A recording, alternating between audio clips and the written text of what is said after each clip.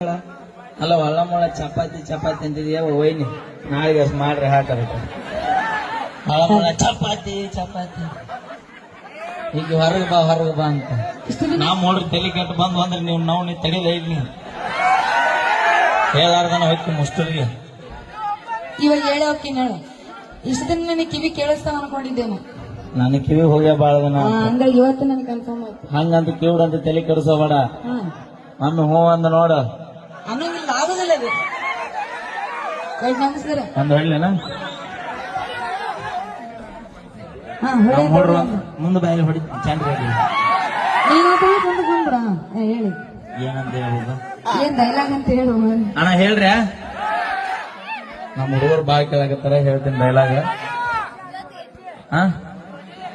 ಅಣ್ಣ ಹೇಳ ಸರ ನೀವು ವಿಡಿಯೋ ಮಾಡ್ಬೇಡ್ರಿ